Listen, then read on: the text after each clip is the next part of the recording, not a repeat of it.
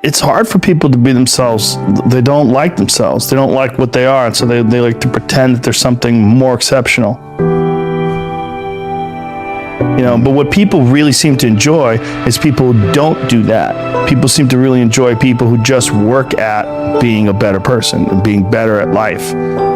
You can learn a lot from someone about how much attention they spend on other people's failures, right. How much time they spend pointing out other people's failures, and how little time they spend reflecting on their own. Yeah. I'll be the first guy, if I fuck up, if I get angry at something I shouldn't have got angry with.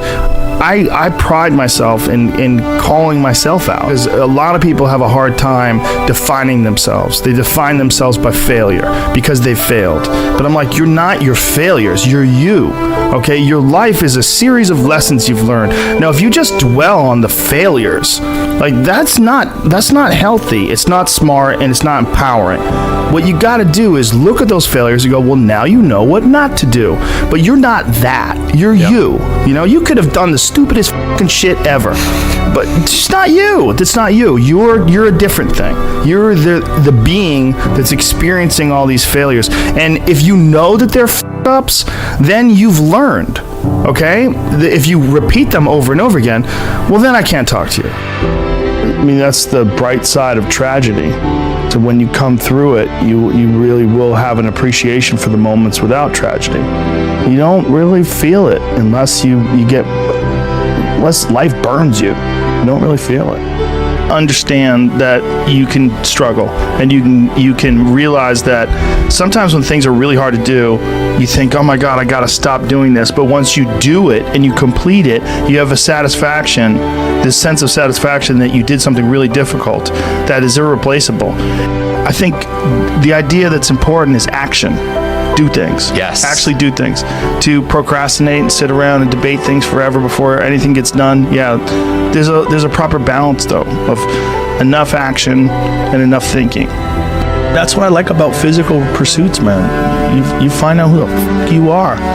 You find out whether or not you're that person who can keep going, whether you're that person who is consistent. So many people, they start off like, I'm going to run a mile a day, and they run a mile a day for a couple weeks and they fuck off. It's consistency. Just showing up when you don't want to show up, forcing yourself to do things you don't want to, but then reaping the rewards. I think also stepping away from the hum of civilization is good too, because whether we like it or not, we're caught up in the hum of civilization in a way that it's almost impossible to measure. It's happening to you if you're in traffic. It's happening to you when you're around large groups of people. There's a constant inundation of input from other folks. And when you're in the woods, one of the first things that you realize, especially when you sit down and you look out over a large ridge and valleys, you see the mountains behind it, you realize this stuff doesn't give a fuck about me. Right. It's been here long before me. It'll be here long after I'm gone. Perspective. Yeah. It's the ultimate perspective enhancer. And, it's just, you just look around, you just see these things that are out here hustling. Just birds looking for shit to eat, and animals looking to eat a bird, and and then other birds flying around looking for animals that are eating on the ground.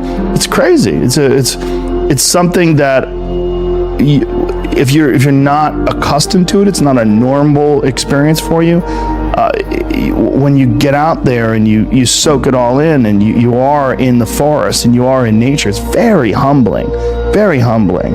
It just puts it in perspective. Like, you're just a part of this insanely huge ecosystem. Mm-hmm. And these cities and this this unnatural thing that we've created that we really haven't adjusted to yet. It's not good to spend that much time in that, because also you can get caught up in the way everybody else thinks. And they're not always necessarily thinking in a way that's beneficial for you or for them.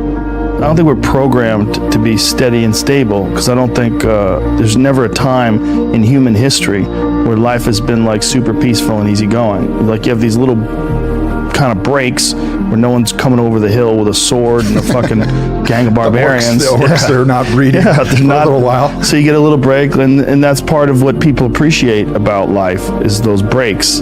but you have to have the chaos too. And I think it's kind of built into the system that there is always going to be this up and down. And I think it's also built into the way you interface with life. You know, you're not always going to feel great. You're going to have weird days, you know, but those weird days where things are shitty, one of the things it does is it really makes you appreciate the good days. No doubt. I think if every day is too good, that's the problem with people that are on like certain medications that sort of make everything a 7 or a 6 all day, every day. It's just gray and pale and boring. Yeah. And there's no ups and no downs. There's no nothing. It's just flat.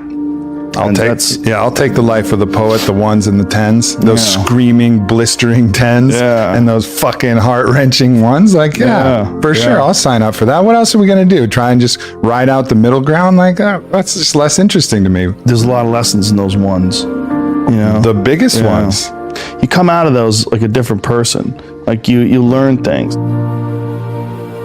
Your mind has to seek discomfort. It has to seek these difficult tasks. You have to enjoy it. And you have to figure out a way to make your mind enjoy those things. And some people it comes easy and some people it doesn't. Some people it takes a long time.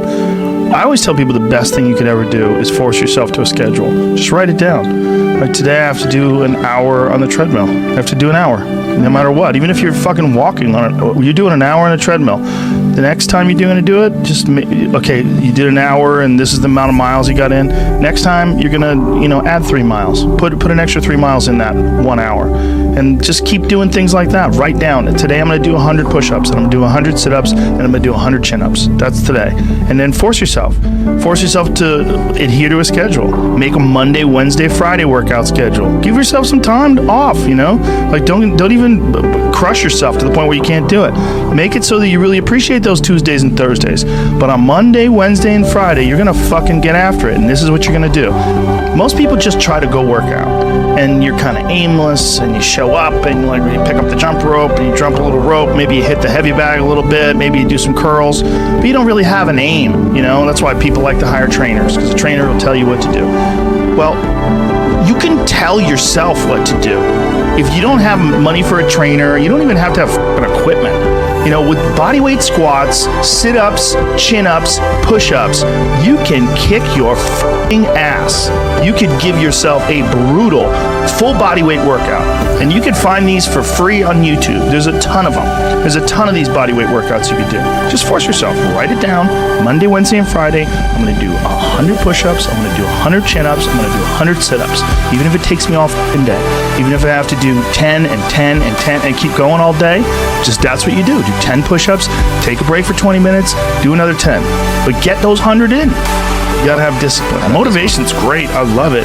I love music. I love watching a David Goggins clip online, or Cam Haines, or Jocko Willink, or any of these savages. There's so many people out there. You could watch one of their videos where they tell you what to do, and you just get fired up and you want to go do it. But that's not always going to be there for you. No. Sometimes you gotta decide. Check the box. This is what I'm doing every day. Yeah, you get rain used or to shine. doing it. Yeah. This is what I do. This is what I do.